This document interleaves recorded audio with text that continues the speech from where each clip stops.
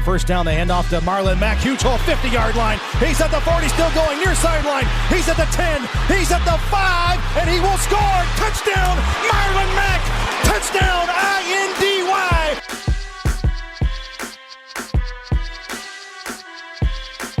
And again, it's picked off. It's Darius Leonard. Leonard with a second INT, and he's streaking down the near sideline. He's at the 40. He's at the 30. He's at the 20. He's going to go. A pick six for the Maniac.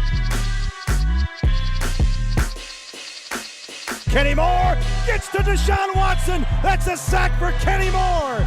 Kenny has a pick and now a sack in the game. Horseshoe is back, baby. The horseshoe is back.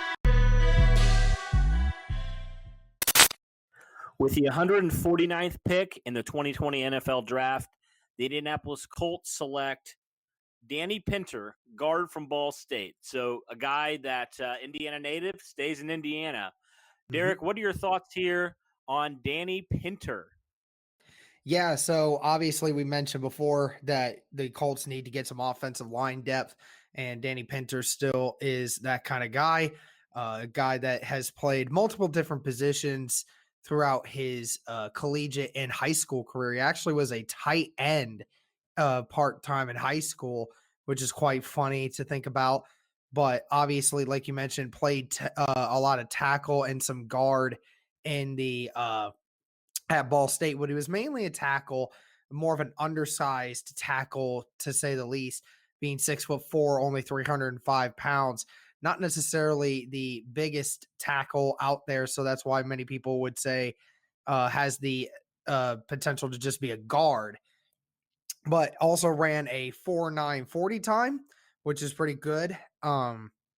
He was a first-team All-MAC last year, was a team's most outstanding player, and was a 12-game starter on the right side for Ball State. So definitely really good. He's added 50 pounds since 2017. So, again, that came from where we said he was a tight end in high school, gained 50 pounds up to then. He's had some good improvement as a run blocker. Obviously, his athleticism really stands out. Running a 4.9 is really good, especially if you want to be a guard. Quick eyes to locate incoming bulldozers in the middle, keeps flat. Flashes hands to bait early reaction from rusher, which is, again, really good. It shows really good grip strength. So this guy definitely has some good mechanics for sure.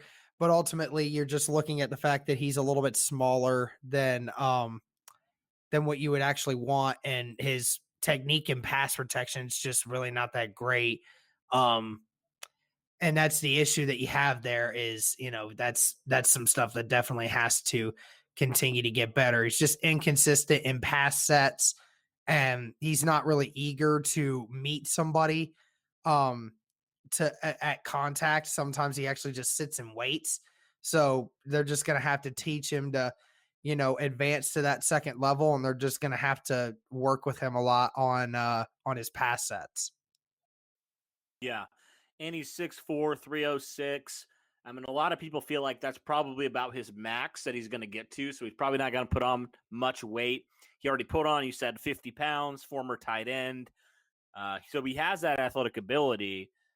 Another knock on him, he doesn't have great arm length, 31 and almost 32-inch arms. So he'll struggle a little bit against some of those longer arm defenders in the NFL level.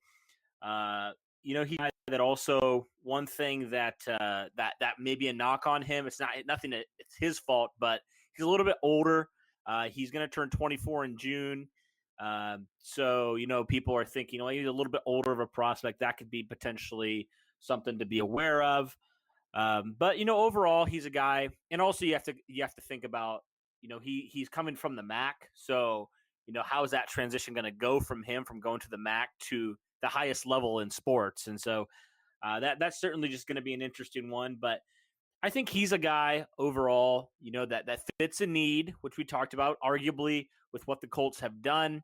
He fits a need there with offensive line depth. He's probably going to move to guard. Some people are thinking he's going to make that transition.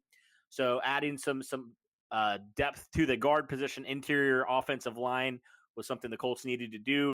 They have somebody at least who's played some snaps at tackle in LaRaven Clark. So now they add Pinter to that line and just continue to build depth there, which I think is what they need to continue to do in this draft. But overall, I think it's a solid pick for the Colts. Nothing stands out, not a Jacob Eason type of reaction from us, you can tell. But, he's just another guy that continues to beef up that offensive line. The Colts have done a lot of work on the defensive line this year in free agency, and now they add to the offensive line by taking Pinter here in the 5th round, 149th overall. So what do you guys think of the Colts selection of Danny Pinter? I'd love to hear your guys' thoughts on this. But that's going to do it for this one. The Colts have a few more picks here, so you'll probably be hearing from us very soon. But for Derek and myself, that'll wrap this one up, guys. Thanks as always. Go Colts.